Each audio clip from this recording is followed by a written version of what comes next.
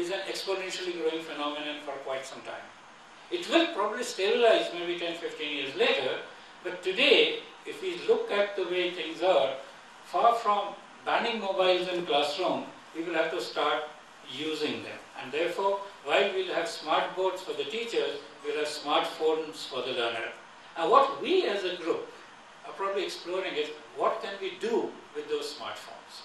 And this is the first step in that. We have had a lot of thinking about this. We could give you complete lesson plans of what to do in class 6 chemistry or class 7 history, class 8 geography or whatever, but we don't want to do that because this session we want more like an eye-opener. We want this session of participation. We want this session. In fact, we try to do too much during a session. If you look at from a professional trainer's point of view, they say, what do you mean hands-on with 100 people in a room? We say, fine. What we are saying is this is a starting of hands-on, so it's not only theoretical and didactic, but maybe people form groups, somebody can lead that, and then others can see, and then they can continue. And the future learning will continue to be with social media. Continuous learning will not necessarily happen in this way.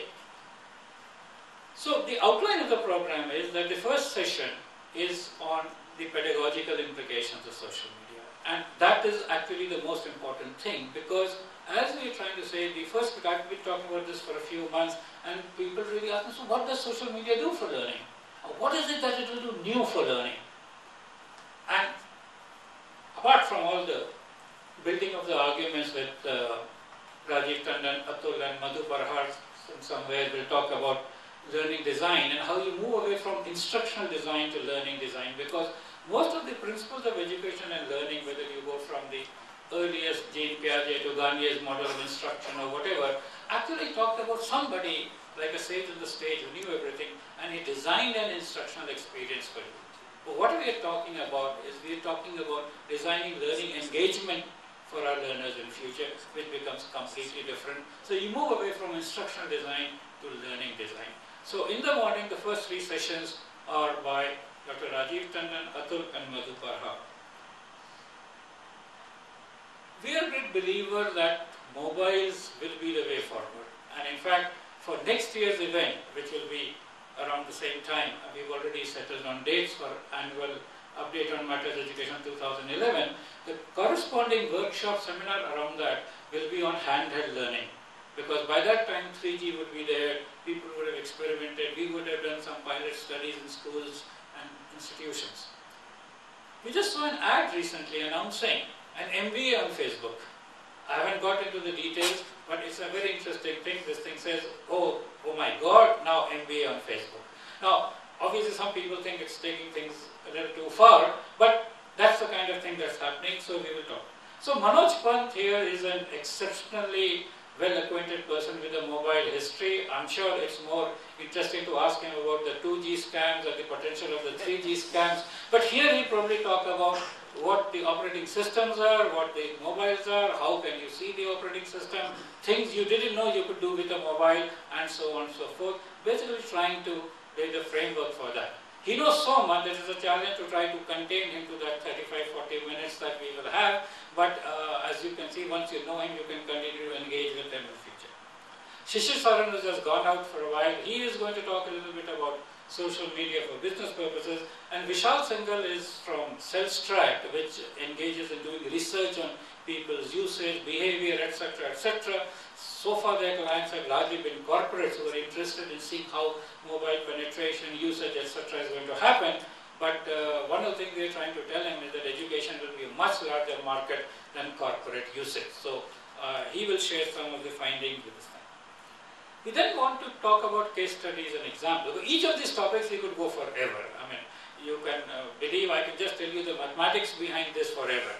And Rajiv Tandon can tell you the learning behind it and so on. So in the third session we are talking case studies and examples. We obviously have to do some picking and choosing.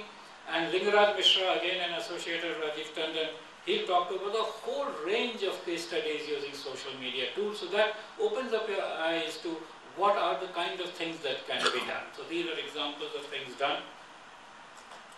Then of course Tarun Verma, who has some personal problem, he sent me a message that he might not be able to come. He has some personal issue in the family, but he's also making it. He's talking about real studies of making alumni networks using social media. He's He's been in touch with me for about a year, and he's gone to various institutions to say how they can create a good alumni network using social media, and he has real life stories to say about the institutes, etc., which have done this. We then have two very well-known professional trainers, Lavli Kumar and Anila Ratan, who worked for Mafua. You all know Mafua is one of the big training companies, and they will lead this thing about hands-on session, which will of course be supported by Pooja Grover, Maithili, Ashima, Aneja, Ajit Gautam and Sanjay Jha.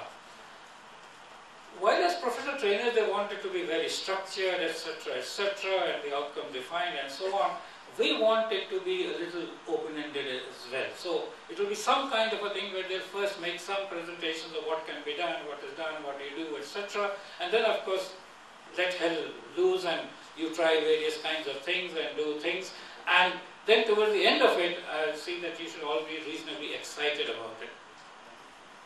Vivekananda some 100 years ago said something very interesting about Indian resurgence. He said, give me 100 young people and I will transform India.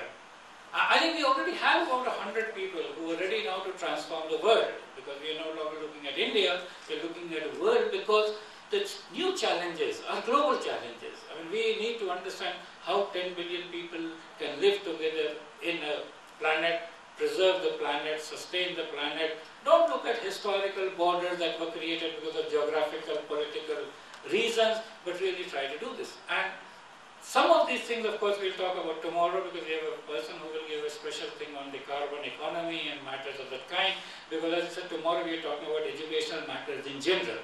But clearly the challenges of the world today are common at this level. One is how to have transition for 1 billion people to the knowledge economy, how to live together, how to have sustainable development. Of course, if you're like Stephen Hawking, you are at the same time on the slide looking for life on other planets as well. So we don't exclude that. While we might think of life on other planets, we'd also like to make life on this planet better. That is the larger goal of education. There is a university called the Singularity University, which is promoted by promoters of Google and others, who are trying to address themselves to this question. So, the point which I left untouched is what is the most important aspect of social media and education. I'll stop at that. You know, I have been a professor and a lawyer, so I can go on talking for hours and hours, but we have very eminent people also whom we want to hear. You see, one of the most important things, there are many other things which incrementally improves and augments, creates an engagement, etc. But I think the one transformational thing, and the one thing which is missing from our present education system, is that it helps us collaborate and cooperate. Our traditional education system is towards individual excellence. So we've all wanted to be 99.9%, and now with the new grading system, all of you who have some idea of parents come, see, my son got 97, their child got only 93, how can the two be put together in the same grade called A? I mean, that's the spirit that we have. And even the Supreme Court says, on a test which is meaningless, if somebody gets 429, he's better than the one who got 427. And that's what the Supreme Court lays down as law. And this is true. So the fact of the matter is that we need to learn to cooperate. We learn to collaborate. And I'll just share with you a story which I picked up at one of the seminars I attend. I spend most of my time attending seminars, either listening or talking. There was this professor who talked about the tendency of people from India and Asia, South Asia at least, to plagiarize. And he says, I realize that this is inadvertent plagiarism. It is not deliberate plagiarism. Their whole training has been to repeat things exactly. So if they were from, let's say, a scientific training and maths background, then like me, they will be able to tell you that pi is 3.1415925, e is 2.7188128, whatever. Log pi is 0.4972, square root 2 is 1.414, square root 3 is 1.732, all kinds of formulas, equations. And if they're in the arts, they'll tell you it was the best of times, the worst of times, the age of wisdom, age of foolishness. They're in politics, they will tell you in the words of Lasky, such and such, in the words of such and such, and so on. And he says, I realize this is part of their training. They have not been taught to express in their own words. So he used this thing called Turnitin.com and said, before you submit a report, put your report through Turnitin.com and it will show you where you have used other people's stuff. And then take those pieces, rewrite them in your own way, use your own expressions, etc., etc. And he says, within 3 or 4 iterations, in 3 months, I got them transformed into people who could express themselves because they were brilliant, they were right, they were taught that the true form of expression is to repeat the original.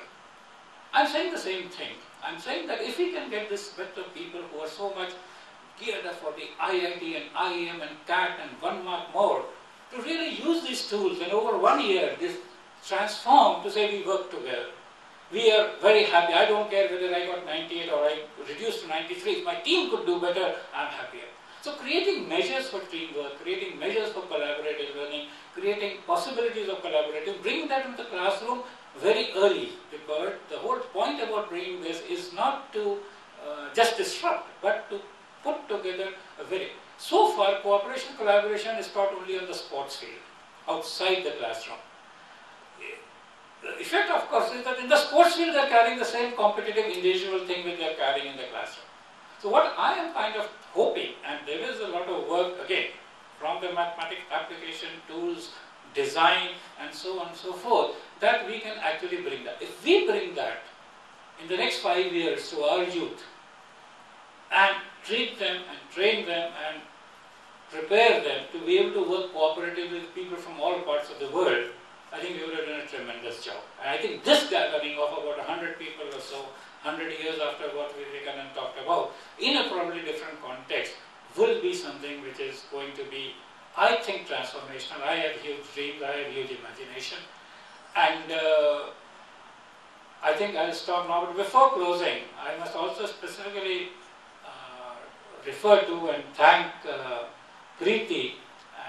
Preeti is Rajiv Tandon's wife, and she says, I am the force behind the thing. So it is I who taught him to get into education, because most of us here are IIT and engineering type. So whether you see JN Pant sitting at the back, IIT Delhi, Manoj Pant sitting here, IIT Kanpur, Rajiv Tandon, IIT Kharagpur, I in many IITs but not as a student. So we all came from this technical, mechanical engineering, electrical engineering, etc. But we all realized that if there is something which is really needs to be engineered, that's the educational system. And there is no such thing as education engineering, so we are probably trying to develop and create one. So I hope you'll have a tremendous day. I won't speak to you for the rest of the day because we have a brilliant galaxy of speakers over here. Probably I'll come in again towards the closing, and I'm sure you'll enjoy the session. And this is not the end of this is the beginning of the whole spirit of getting together. So I'd like all of you to be, of course, I think in the hands-on we'll do that, Facebook, Twitter, etc. Start following each other, at least for a beginning. And then very soon we'll see very, very practical aspects coming out of this. So once again, thank you all for being here. And may I now invite Rajiv Tandon, Atul Pant and Madhu Parhar to take their seats. And where is Madhu? Yeah, so why don't you come? Also, the time schedules that we have kept are all indicative.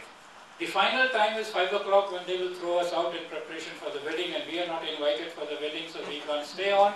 But between that, all these times are like indicators, because the whole purpose is to get the best of it.